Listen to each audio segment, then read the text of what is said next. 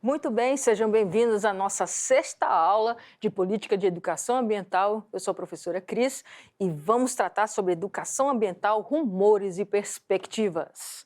Olha só, continuando, né, nosso trajeto, né, nós vamos falar sobre a Comissão Mundial sobre o Meio Ambiente e Desenvolvimento. Ela aconteceu já em 1983. Muito bem. Tá vendo essa mulher aqui? Essa mulher era a primeira-ministra da Noruega. Ela que presidiu essa Comissão Mundial sobre o Meio Ambiente, tá? E também o nome do produto dessa conferência também vai o nome dela, tá? Foi realizada a avaliação dos 10 anos da Conferência de Estocolmo. Ó, veja, 1983, a Conferência de Estocolmo foi em 1972. Então, 10 anos depois, houve uma avaliação do que havia se melhorado em relação à tratativa de meio ambiente, tá? E com isto, nessa pesquisa, né, objetivou-se ouvir todos que eu digo, várias amostras de população, aí vocês vão ver isso em matemática, já viram no passado, enfim, amostras das populações de diversos países para ver como foi, através de audiências públicas, tá, em todo o mundo, para ver como houve, se houve essa mudança desde Estocolmo para cá, né, no caso no ano de 1983. E foi gerado então um documento que é chamado Nosso Futuro Comum, mas ele é muito mais conhecido como o Relatório de Brundtland, porque é em homenagem justamente à primeira-ministra, né, que é a Gro Harlem Brundtland, tá bom? E com esse relatório, né, mundial, por assim dizer, ele trouxe uma nova perspectiva, um novo olhar sobre o desenvolvimento. Aí veja só, desenvolvimento, que antes era ecodesenvolvimentista e agora começa então desenvolvimento sustentável a partir desse momento. Desenvolvimento sustentável, ele é um pilar, né? Ele é um tripé, na verdade, perdão. Ele é um tripé onde, se você pegar uma câmera fotográfica, uma filmadora igualzinha agora nós estamos, e se um pezinho desse quebrar, ele não vai ficar em pé, ele vai cair. Então, esse tripé, cada pezinho desse tem um nome. Então, tem a parte ambiental, tem a parte social e tem a parte econômica. Beleza? Então, nós temos economia, social, ambiental. Beleza? Olha só. Então, um empreendimento ou qualquer coisa que nós vamos trabalhar na parte de meio ambiente, ela tem que haver equilíbrio entre essas três áreas.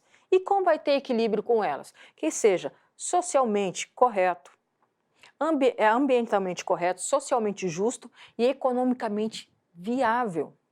Porque se eu tratar só da economia, eu vou deixar a parte social e a parte ambiental vão ser prejudicadas. Então sempre tem que haver um equilíbrio entre elas. Por exemplo, a parte econômica, nós vamos trabalhar com a eficiência, a transparência e a redução de desperdícios. Isso acontece demais em praticamente todas as indústrias, em todos os setores. Tem um setor que eu vou poder falar com vocês com um pouquinho de propriedade, que eu estou há algum tempo já construindo lá em casa e tive turmas de arquitetura. Vejam só, uma construção civil, tá? Há cerca de 30% de desperdício do material bruto, que é aquele do levante. Agora, quando nós passamos para a parte de acabamento, aí sobe para 50% de desperdício. É muito alto. Por isso, na parte de arquitetura tem sido construído, né, um planejamento bem mais minucioso para que haja menos desperdício nas obras. Mas não são todas as obras que têm um arquiteto, né, que tem ali uma pessoa responsável, né, por toda a equipe para fazer esse controle.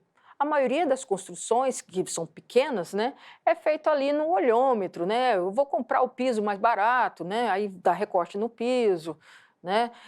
Vou comprar o tijolo, em vez de cortar na maquita, o pedreiro ele corta com a colher, há desperdício, né? Então, a economia, então, mudar, reduzir esses desperdícios. O que eu falei agora foi só na parte da arquitetura, mas nas indústrias também. E às vezes não precisa mudar muito para ter algo econômico. Vou dar um exemplo bem estranhamente engraçado.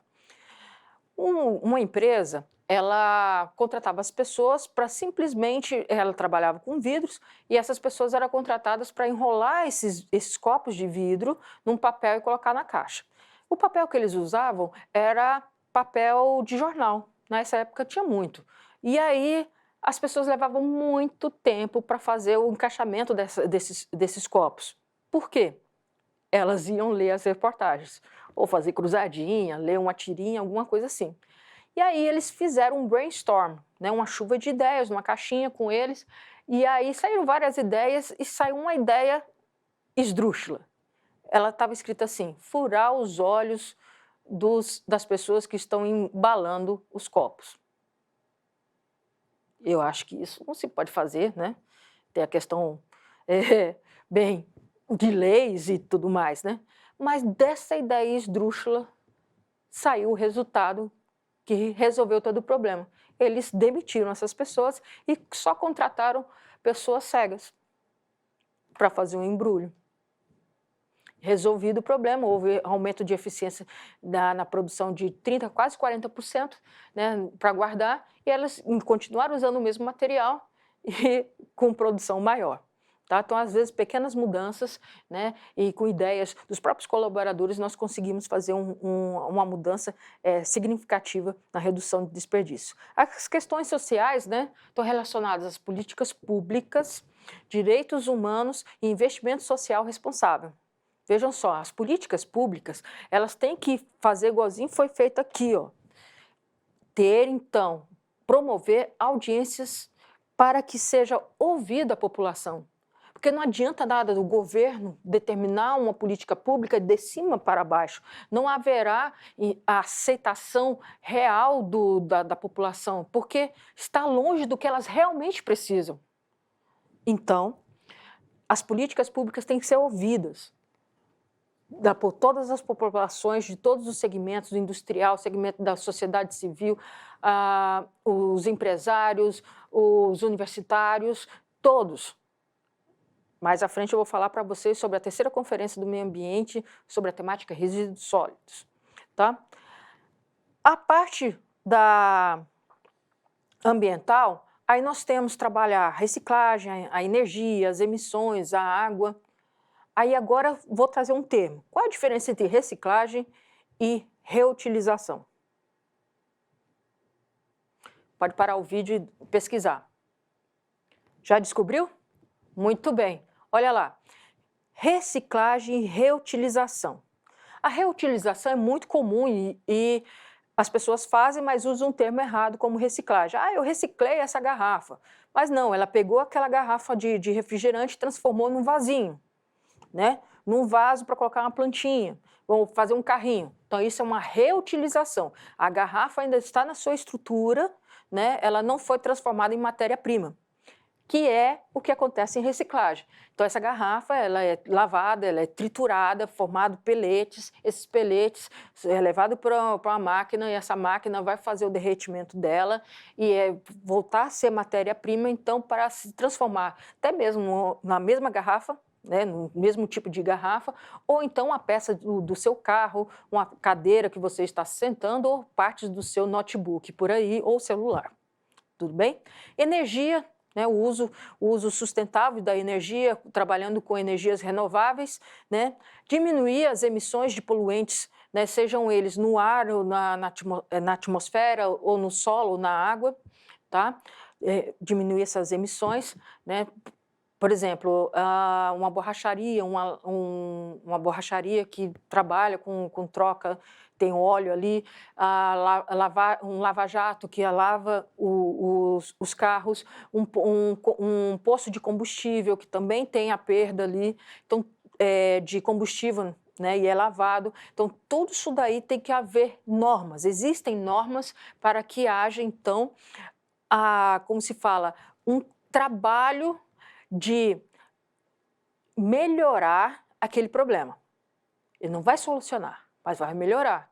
Então, o quê? Esses casos que eu falei para vocês, todos eles têm uma mesma solução, que é trabalhar com caixas, tá, de água, trabalhando com diferentes granulometrias de rochas e de areias, e retirar a graxa, o óleo, juntar isso daí e fazer uma logística reversa, que é uma outra coisa, outro termo também, que é bastante utilizado hoje. Usa-se muito a logística reversa para os óleos e graxas, né, usados para automóveis. Tá sendo feito também agora uma logística reversa. Na verdade, eu nem diria uma logística reversa, eu diria uma reciclagem de um problema muito grave que nós não sabemos quando é que tem a decomposição, que é, por exemplo, é o pneu do seu carro, o pneu da bicicleta, da moto, né, que eles estão aqui, por exemplo, em Palmas, tem um local que recebe todos esses pneus, né, a prefeitura passa recolhendo nas borracharias, leva para esse local.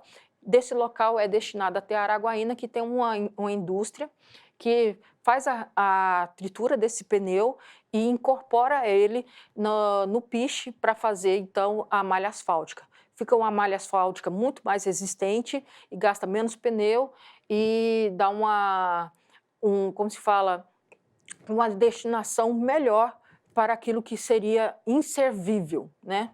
A não ser para reutilização, para produção de artesanatos, entre outros, né? Aqui em Palmas também tem uma empresa que trabalha com os resíduos da construção civil. É bem aqui próximo à saída para Aparecida, indo para o caminho não posso falar de onde é, mas é antes desse lugar. E aí lá eles pegam esses resíduos, né, separam o que é ferro, o que é alumínio e tudo mais, e o que sobrar da construção civil é passado por uma máquina que ela tritura e diferentes granulometrias, esses materiais, e ele pode ser usado de novo para a construção civil, desde que não seja usada para estrutura. As estruturas são o quê? Colunas e vigas. Para aterro, para outras coisas pode ser usado também, tá bom? E aí, quando há conversação disso, né, a economia com o social, nós temos a inclusão social. Quando nós incluímos economia com a ambiental, nós temos ecoeficiência. E quando nós unimos o social com o ambiental, nós temos justiça socioambiental. Muito bem. O resultado dessa conferência, né, dessa Comissão, Mundial sobre o Meio Ambiente de Desenvolvimento, depois desses 10 anos, estudando e ouvindo o mundo inteiro, saiu um relatório que é chamado O Nosso Futuro Comum, como eu já havia dito, tá? Que traz um novo olhar sobre o desenvolvimento, que dá um start até chegarmos à forma que nós vemos hoje desenvolvimento sustentável. E diz o seguinte: esse novo olhar é sobre o desenvolvimento como sendo o processo que satisfaz as necessidades presentes sem comprometer a capacidade das gerações futuras de suprir suas próprias necessidades. Voltamos novamente lá para Estocolmo e para a nossa Constituição Federal, o artigo 225. Gerações futuras terem as suas necessidades supridas e as próprias necessidades, suprir suas necessidades e das próprias gerações. Está acontecendo? Tantos anos, tanto dinheiro gastado em cima disso, mas será que nós, Brasil, né, nós, mundo, ainda estamos mais na parte de desenvolver a qualquer custo ou na parte só de conservação? E falando em conservação, vamos trazer aqui dois conceitos. Nós temos o conceito de conservação e preservação, tá? Para diferenciar os dois, vamos fazer o seguinte. Por exemplo, tem uma unidade de conservação, tem uma unidade de preservação. Mas vamos trazer mais para o nosso dia a dia. Digamos que tem aquele doce que sua vovó faz, que você ama. Aí quando você vai lá na casa dela, ela faz e você traz um pote para casa.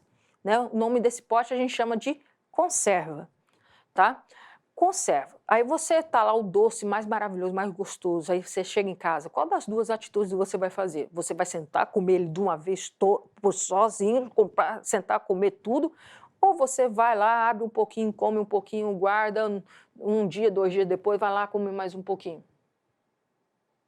Você é guloso ou você pensa em algo mais planejado a longo prazo.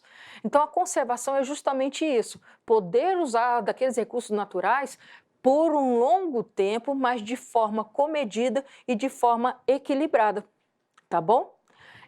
Isso é conservação. Agora, preservação é diferente disto. Eu não posso tocar. É intocável.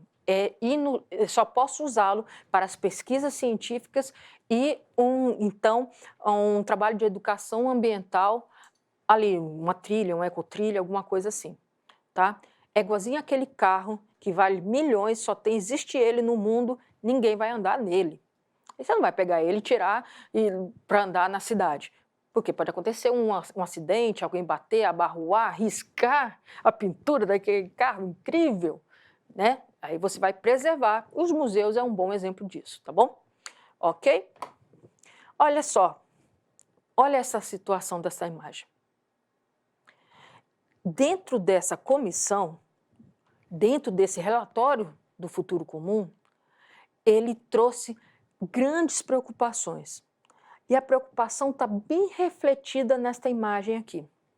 Notem que a primeira à esquerda, você tem o planeta Terra como se estivesse pegando fogo. Mudanças climáticas, aumento da temperatura, né? Nós temos conferências mundiais somente de mudanças climáticas. As mudanças climáticas, elas estão acontecendo, tá? Derretimento das geleiras, formação de tufões, mais furacões, mudanças no que seria na sazonalidade isso está aconteceu ano passado aqui, né? Nossa região sul é fria, mas dessa vez deu neve, deu frio aqui no Tocantins. Tá certo que o tocantinense não é muito acostumado, né, com um pouquinho de frio, só gosta do calor, de 50 graus, uhul, né? Mas não é isso não, tá? Mas já está se mostrando muito bem, chegando aqui na porta da nossa casa, justamente que está vindo aí mudanças climáticas, e essas mudanças climáticas são ocasionadas por ações antrópicas. Vejam, ó, desertificação de solos, subir, né, o leito de água, com maremotos, tsunamis, né, derretimento das geleiras, aumento dos níveis do mar, e a industrialização, né? Aqui, olha só, aqui está faltando um filtro na tampa dessas chaminés aí, já ajudaria muito para reter os particulados que são prejudiciais ao meio ambiente. Olha lá o ursinho, ó, o urso lá desesperado. Hoje tem a situação muito grave na região ali do Canadá, que os ursos polares eles estão sem alimentação.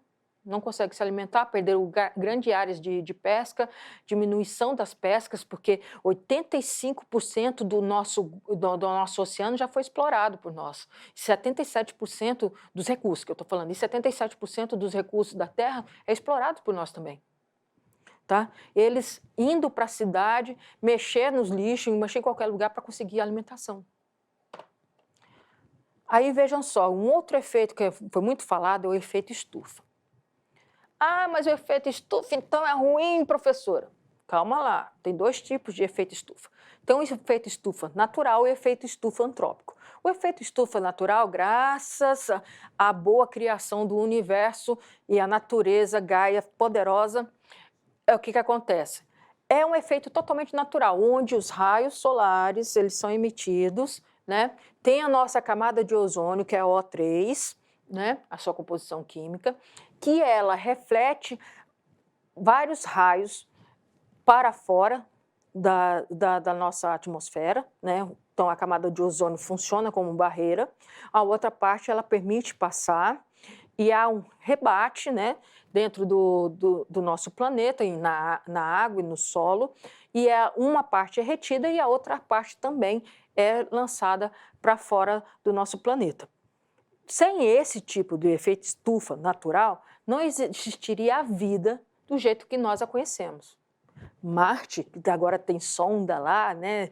Estão querendo agora ter até uma população lá e tudo mais, já foi descoberto que Marte também houve camada de ozônio, houve água, houve vida. Se é do jeito que nós conhecemos? Não sabemos. Mas há bilhões de anos atrás houve, só que ela perdeu a camada de ozônio. Ao perder a camada de ozônio, ela perde a proteção justamente dos raios solares, tá? E os raios solares vêm de todos os seus espectros e destruiu a vida como nós a conhecemos. Já o gás dos efeitos estufas, o que acontece? Há, então, muito acúmulo de poluentes, tá, na atmosfera, logo abaixo da camada de ozônio, fazendo que, na reflexão dos raios solares que passaram pela atmosfera, chegaram até o solo e a água e aqueceram, e elas, em vez de serem refletidas, elas são mantidas dentro dessa estufa, né? E aumenta, então, o calor. Se aumenta o calor, você tem menos quantidade de água, porque tem uma evaporação muito alta, a evapotranspiração ela é grande, e também nós temos a questão do que muda-se em relação à agricultura e o uso animal. Então, o conforto animal muda-se. Tem que ter a indústria tem que ter um maior gasto, uma maior despesa para dar conforto animal, para ter o alimento de origem animal na mesa das pessoas. E também a questão da agricultura, que é um trabalho que a Embrapa e outras empresas vêm fazendo já há décadas, que é fazer justamente mudanças genéticas nesses alimentos para que eles possam suportar as variações de temperatura e aumento da temperatura, né? E aí é bem tratado dentro das conferências de mudanças climáticas, tá? Que, por sinal, vários países assinaram para diminuir em 0,5 graus, né, até chegar em 2050, perdão, e reduzir a zero, né, os poluentes na atmosfera. Pelo menos o Brasil estava conseguindo, mas aí houve a mudança aí do novo Código Florestal de 2012 e mudou tudo e nós perdemos isso daí também, não podemos contribuir muito. E aí vem os Objetivos do Desenvolvimento Sustentável, que é conhecido também como ODS. As ODS elas foram elaboradas como uma extensão, tá, lá da ODM, e adotadas durante a Cúpula do Milênio, que foi nos anos 2000, já bem mais recente, e que formam os objetivos específicos e mensuráveis propostos para atender as principais necessidades dos países mais pobres, né, que aí são 17, aqui que eu estou apresentando para vocês, né, o pontapé delas, né, vem justamente ali, vem sendo construído, mas ela se forma realmente a ODS na Conferência dos Milênios, que aí elas têm o ponto de 1. Erradicação da pobreza, 2. Fome zero, 3. Boa saúde e bem-estar, 4. Educação de qualidade, 5. Igualdade de gênero, 6. Água limpa e saneamento, 7. Energia acessível e limpa, 8. Emprego digno de crescimento e crescimento econômico. 9. Indústria, inovação e infraestrutura. 10. Redução das desigualdades. 11. Cidades e comunidades sustentáveis. 12. Consumo e produção responsáveis. 13. Combate às alterações climáticas. 14. Vida debaixo da água. 15. Vida sobre a terra. 16. Paz, justiça e instituições fortes. 17. Parcerias em prol das metas. Ah, chegamos no momento mais esperado por todos. Muito bem. Agora que você aprendeu sobre o relatório Nosso Futuro Comum e sobre os Objetivos do Desenvolvimento Sustentável, que vocês vão dar uma lidinha no material que eu vou estar disponibilizando para vocês, que são as ODS, em um arquivo no Word com no mínimo 2 laudas, ou seja, 2 páginas, numa fonte Arial, tamanho 12, alinhamento superior esquerdo a 3 centímetros e inferior à direita a 2 centímetros, você deverá correlacionar o relatório do Nosso Futuro Comum com o das ODS e ainda relacionar estes com a função do bombeiro e educador ambiental. Quais desses combinam e fazem parte, então, na sua visão, tá, como a função do bombeiro e do educador ambiental? A entrega é até dia 19/3, até às 22 horas. E deixo aqui com vocês, olha, essa aqui é o Gro Harlem Brundtland, né, a formação dela era médica e primeira-ministra da Noruega. Não haverá paz global sem direitos humanos, desenvolvimento sustentável e redução das distâncias entre os ricos e os pobres. Nosso futuro comum depende do entendimento e do senso de responsabilidade em relação ao direito de oportunidade para todos. Bons estudos, por hoje é só. Que a força esteja com vocês e nós nos vemos na próxima aula. Até lá!